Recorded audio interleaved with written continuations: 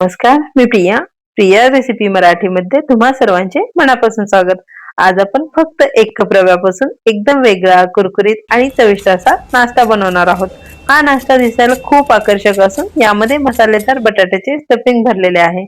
घरात उपलब्ध असणाऱ्या अगदी मोजक्या साहित्यामध्ये ही रेसिपी तयार होते. मुलांना, मोठ्यांना तसेच पाहुण्यांना देखील हा नाश्ता नक्कीच आवडेल. चहासोबत किंवा संध्याकाळी खाण्यासाठी हा एक उत्तम पर्याय आहे. या रेसिपीची खास गोष्ट म्हणजे आज आपण हा मैद्यापासून न बनवता रव्यापासून बनवणार आहोत. त्यामुळे हा हेल्थसाठी हेल्दी देखील आहे. नाश्ता बनवण्यासाठी खूप वेळही लागत नाही आणि अगदी कमी साहित्यामध्ये फटाफट बनतो. तर चला मग फक्त एक कप रव्यापासून बनवूया खुसखुशीत आणि स्वादिष्ट पोटॅटो सुजी पॅकेट. रेसिपी आवडली तर व्हिडिओला लाईक आणि चॅनलला सबस्क्राईब करायला विसरू नका. सर्वप्रथम पॅन मध्ये 1 टेबलस्पून तेल घालून घ्यायचे. यामध्ये आता 1 कप रवा घालून घ्या. आपल्याला इथे रवा घेत असताना जो बारीक रवा असतो ना 0 नंबरचा तोच घ्यायचा आहे. जो जाडसर रवा असतो ना त्याचा इथे वापर नाही करायचा. रवा मध्यम आचेवर साधारण 2 ते 3 मिनिट हलका भाजून घ्या. रव्याचा इथे आपल्याला बिलकुल पण कलर नाही बदलू द्यायचा.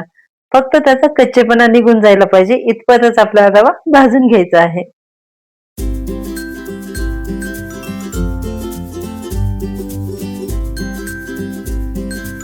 इथे मी रवा भाजत असताना गॅसची फ्लेम आहे ती अगदी लो हीटवर ठेवली आहे. त्यामुळे काय होतं रवा व्यवस्थित भाजला पण जातो आणि रव्याचा कलर पण चेंज नाही होत. साधारण इथे 2 ते 3 मिनिट झाले आहेत. रवा मी भाजून घेतला आहे. आता यामध्ये आपल्याला चवीनुसार मीठ घालून घ्यायचे. रव्यामध्ये मीठ घालून घेतले की हे एक वेळेस मिक्स करून घेऊ. 1 कप रव्यासाठी आपल्याला यामध्ये बरोबर त्याच कपाने 2 कप पाणी घालून घ्यायचे आहे. पाणी घालून झाले की आता हे सतत हलवत राहा जेणेकरून यामध्ये बिलकुल पण गुठळ्या तयार होणार नाहीत. आता यामध्ये मी तुम्हाला एक छोटीशी ट्रिक सांगते. ज्यावेळेस पण आपण रव्याचे मिश्रण शिजवत असतो त्यावेळेस काय करायचं, भांडं घेताना किंवा कढई घेताना पसरट घ्यायची. त्यामुळे काय होतं तर रव्याच्या बिलकुल पण गुठळ्या तयार होत नाहीत. ही ट्रिक तुम्ही इथे लक्षात ठेवा. काही मिनिटांनंतर तुम्ही इथे पाहू शकता मिश्रण आता घट्ट होऊ लागले आहे. तुम्ही इथे पाहू शकता रव्याची क्वांटिटी डबल झाली आहे. म्हणजे रवा आता छान असा फुलला आहे. इथे मिश्रणाचा छान असा गोळा तयार होत आहे. याचा अर्थ मिश्रण आहे ना ते चांगले घट्टसर झाले आहे. आता या स्टेजला गॅस बंद करायचा आणि एखाद्या ताटामध्ये हे मिश्रण काढून आपल्याला पूर्णपणे थंड करून घ्यायचे आहे. रव्याचे मिश्रण थंड होत आहे तोपर्यंत आपण मधले स्टफिंग बनवून घेऊ. त्यासाठी इथे मी 2 बटाटे उकडून नंतर त्याची साल काढून घेतली आहे. आता पोटॅटो मॅशरने हे चांगले मॅश करून घ्यायचे. तुम्ही हाताने देखील हे मिश्रण मॅश करून घेऊ शकता. फक्त एवढंच की किसणीने किसून नाही घ्यायचे नाहीतर काय होतं बटाटे आहे ना ते खूप चिकट होते. यासाठी आपल्याला हाताने तरी मॅश करायचे आहे नाहीतर पोटॅटो मॅशरने हे बटाटे मॅश करून घ्यायचे आहे. आता यामध्ये राहिलेले इन्ग्रेडियंट घालून घेऊ. 1 चमचा बारीक चिरलेला कांदा, तसेच 2 हिरव्या मिरच्याचे तुकडे, 1 चमचा चिली फ्लेक्स, 1 चमचा भाजलेल्या जिऱ्याची पूड, 1 चमचा ऑर्गॅनो, चवीनुसार मीठ, बारीक चिरलेली कोथिंबीर. सर्व साहित्य एकत्र करून छान असे मिक्स करून घ्या. तुम्ही तुमच्या आवडीनुसार यामध्ये मसाले कमी जास्त देखील करून घेऊ शकता. जसे की red chilli powder, chaat masala हे देखील यामध्ये ऍड करू शकता. आणि यामध्ये माझ्याकडून हळद घालायची राहिली होती. यासाठी यामध्ये मी अर्धा टेबलस्पून हळद घालून घेतली आहे. हळदीमुळे स्टफिंगला कलर खूप सुरेख येतो. आपले झटपट आणि चविष्ट असे बटाट्याचे स्टफिंग तयार आहे. रव्याचे मिश्रण पूर्णपणे थंड झाले आहे. आता याचा आपल्याला अगदी मऊसूत असा गोळा मळून घ्यायचा आहे. जसं आपण भाकरीचे किंवा गव्हाचे पीठ मळतो ना त्या पद्धतीने ते आपल्याला हाताने हा गोळा मळून घ्यायचा आहे. यामुळे काय होतं आपण ज्यावेळेस चपाती लाटणार आहोत त्याला बिलकुल पण चिरा पडत नाही किंवा कुठेही क्रॅक जात नाही. यासाठी आपल्याला रवा चांगला मळून मळून घ्यायचा आहे. रव्याचे मिश्रण मळत असताना हाताला ते सुरुवातीला खूप चिटकले जाते. पण आपण जसं जसं याला मळून घेऊन तसं तसं हाताचं ते आपोआप निघून जाते. म्हणजे हाताला बिलकुल पण चिटकणार नाही. एक साधारण 1 ते 2 मिनिट इथे मी रवा चांगला मळून घेतला आहे. आता याचा छान असा गोळा पण तयार झाला आहे. आता यामध्ये आपल्याला छोटासा पोर्शन घ्यायचा म्हणजे चपातीचा उंडा असतो ना त्यापेक्षा थोडासा मोठ्या आकाराचा इथे आपल्याला उंडा घ्यायचा आहे आणि याचा आपल्याला आता चपाती लाटून घ्यायची आहे. चपाती लाटण्यासाठी इथे मी अगोदर सुका मैदा स्प्रिंकल करून घेतला आहे. आता पूर्ण गोळ्याला आपल्याला छान असा मैदा लावून घ्यायचा आणि याची चपाती लाटून घ्यायची. पण इथे चपाती लाटत असताना स्क्वेअर शेप मध्येच लाटून घ्यायची. म्हणजे ज्यावेळेस आपण याच्या कडा आहेत ना त्या कट करताना जास्त कट नाही होणार. आणि जर आपण गोलाकार शेप मध्ये चपाती लाटली तर त्याच्या कडा भरपूर साऱ्या कट होणार आणि डबल डबल आपल्याला तीच प्रोसेस रिपीट करायची आहे. इथे तुम्ही पाहू शकता चपाती मी खूप पातळ किंवा खूप जाडही नाही लाटून घेतली. याच प्रकारे तुम्हाला पण चपाती मीडियम साईजचीच लाटून घ्यायची आहे.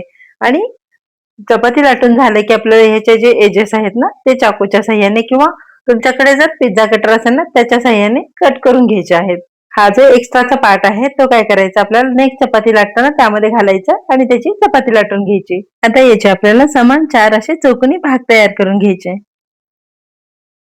आपण जे बटाट्याचे स्टफिंग बनवून ठेवले होते आता यामध्ये एक एक टेबलस्पून आपल्याला स्टफिंग प्रत्येक चौकोनी भागाच्या मध्यभागी ठेवून घ्यायचे आहे. मी तुम्हाला व्हिडिओमध्ये दाखवते ना या पद्धतीने.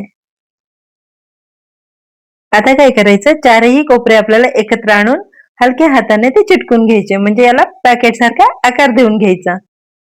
इथे ज्यावेळेस आपण कोपरे चिटकून घेतो ना ते अगदी प्रॉपर असे चिटकून घ्यायचे म्हणजे तेलामध्ये आपण ज्यावेळेस हे पॅकेट फ्राय करण्यासाठी घालणार आहोत ते बिलकुल पण सुटले नाही पाहिजे.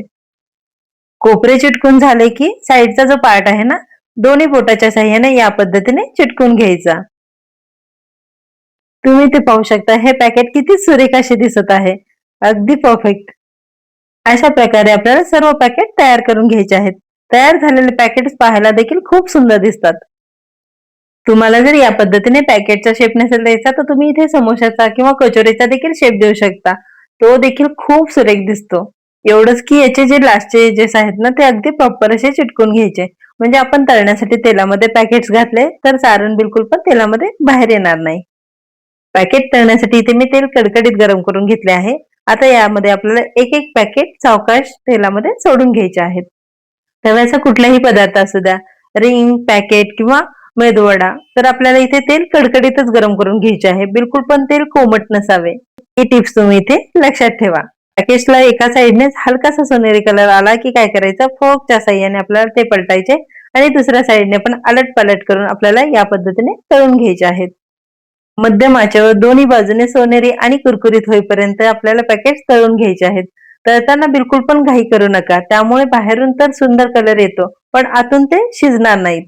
पॅकेट सोनेरी रंगावर तळून झाले आहेत. आता आपल्याला हे काढून घ्यायचे आहेत आणि यामध्ये आपल्याला पूर्णपणे तेल निथळून घ्यायचे आहे. तुम्ही ते पाहू शकता पॅकेटचे जे एजेस आहेत ना ते आपण प्रॉपर क्लोज करून घेतले होते त्यामुळे तुम्ही इथे पाहू शकता पॅकेट्स मधील जे सारण आहे ते बिलकुल पण तेलामध्ये बाहेर नाही पडले किंवा पॅकेट्स मध्ये देखील तेल जास्त आतमध्ये नाही गेले. आता पॅकेट्स मधील एक्स्ट्राचे जे ऑइल आहे ना ते निघून जाण्यासाठी आपल्याला हे पॅकेट्स टिश्यू पेपरवरती ठेवून घ्यायचे आहेत. पहा आपले एकदम कुरकुरीत आणि चविष्ट असे पोटॅटो सुजी पॅकेट तयार आहेत. बाहेरून खुसखुशीत आणि आतून मसालेदार बटाट्याची स्टफिंग. आवाजावरून आयडिया तर तुम्हाला आलीच असेल की पॅकेट किती खुसखुशीत आणि कुरकुरीत असे झाले आहेत. तुम्ही हे टोमॅटो सॉस हिरवी चटणी किंवा चहा सोबत सर्व करू शकता. एकदा ही रेसिपी नक्की करून बघा आणि तुमचा अनुभव मला कमेंट मध्ये जरूर शेअर करा. व्हिडिओ आवडला असेल तर लाईक करा शेअर करा आणि अशा सोप्या आणि चविष्ट रेसिपीसाठी आपल्या चॅनलला सबस्क्राईब करायला विसरू नका. तसेच तुम्ही माझा हा व्हिडिओ कुठल्या भागातून कुठल्या शहरातून पाहताय हे देखील कमेंट मध्ये मला जरूर सांगा. तुमच्या कमेंट वाचायला मला प्रचंड आवडतात. पुन्हा भेटूया अशाच छान आणि नवीन रेसिपी सोबत. तोपर्यंत धन्यवाद.